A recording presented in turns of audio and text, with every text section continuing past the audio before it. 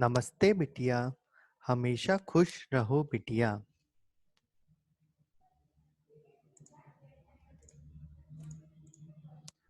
I am Dr.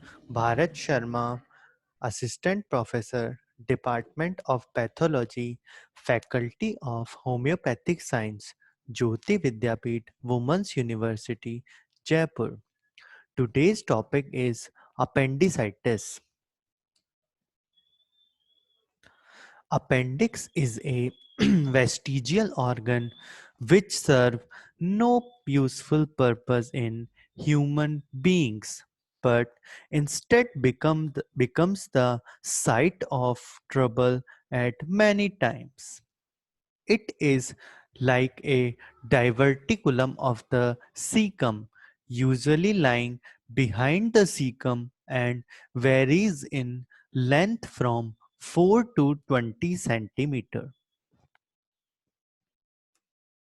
Histologically, appendix has four layers in its wall: mucosa, submucosa, muscularis, and serosa. The mucosa has patchy distribution of crypts, and the submucosa has abundant lymphoid tissue. Argentafin and non-argentafin endocrine cells are present in the base of mucosal glands, just as in the small intestine. The muscularis of the appendix has two layers. First is inner circular layer and second is outer longitudinal layer, as elsewhere in the alimentary tract. Appendicitis.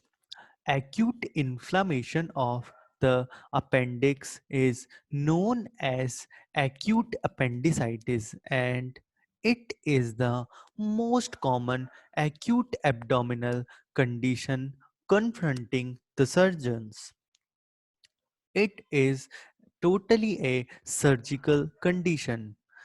The condition is seen more commonly in older children and young adults and is uncommon at the extremes of age. Etiopathogenesis of appendicitis. The most common mechanism in is obstruction of the lumen from various etiological factors that leads to the increased intraluminal pressure. This process upon the blood vessel to produce ischemic injury, which is turns favors the bacterial proliferation and hence acute appendicitis occurs.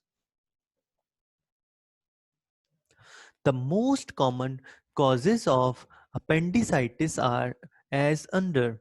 First is obstructive, which can cause by fecalith, calculi, foreign bodies, tumors, worms, especially Enterobis vermicularis, and last is diffuse lymphoid hyperplasia, especially in the children's. Another is non-obstructive. First is hematogenous spread of generalized infection and vascular occlusion and inappropriate diet lacking rockage. Morphological features which can be seen in cases of appendicitis. In early acute appendicitis, the organ is swollen and serosa shows hyperemia. And in well-developed acute inflammation called acute suppurative appendicitis, the serosa is coated with fibrinopurulent exudate and engorged vessels on the surface are seen.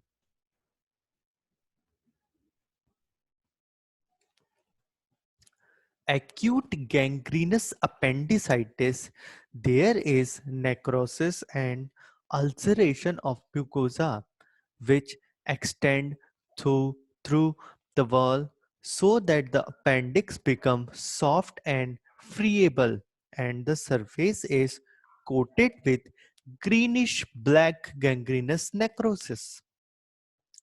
Microscopically, the most important diagnostic histological criteria is the neutrophilic infiltration of the muscularis. In either case, an impacted foreign body, fecalith, or concretion may be seen in the lumen of appendix. Now we are going to learn about clinical course of appendicitis. And for the clinical presentation, these are the most common symptoms which occur in the case of acute appendicitis. First is colicky pain, initially around umbilicus but later localized to right iliac fossa where the appendix is present. Second is nausea and vomiting. Third is pyrexia of mild grade. Fourth is abdominal tenderness. Fifth is increased pulse rate. Sixth is neutrophilic leukocytosis with toxic granules in neutrophils is most significant laboratory finding. On physical examination, guarding is also present on the abdomen.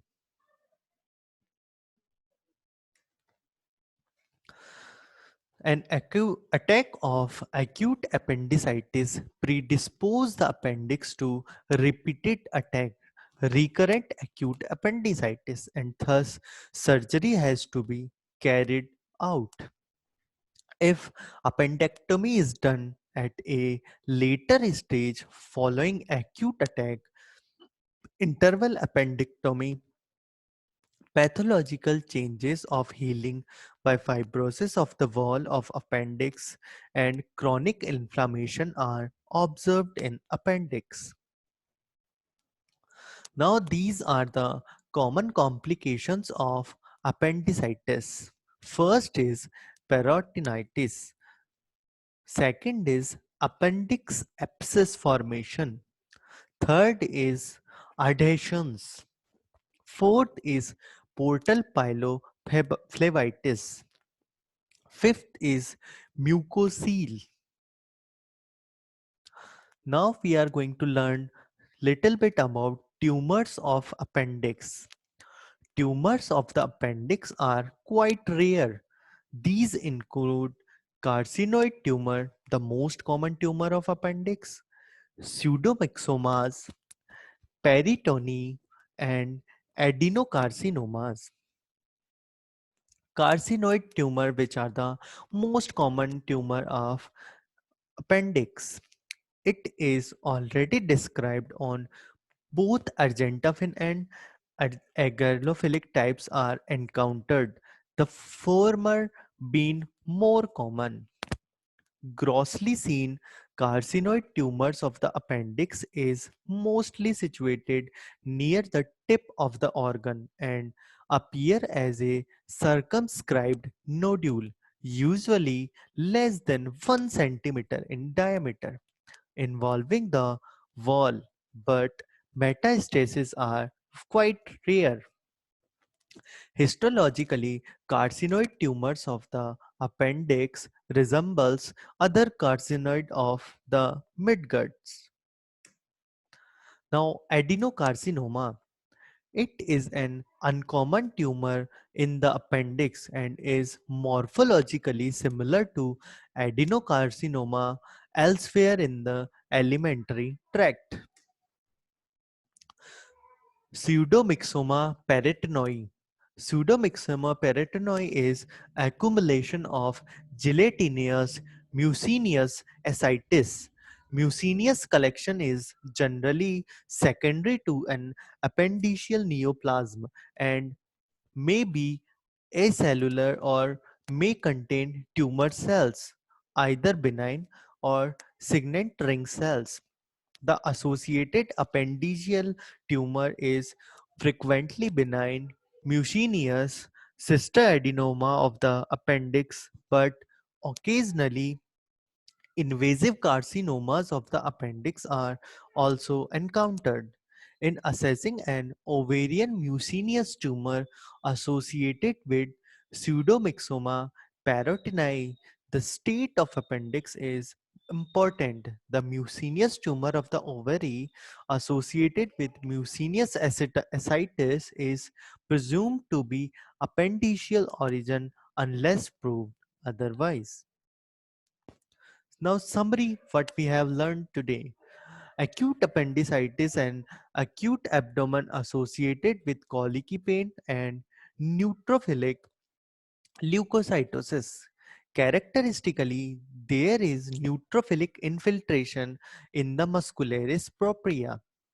Complication of acute appendicitis are peritonitis, abscess formation, adhesions, Fulton pylophlebitis, and mucocele.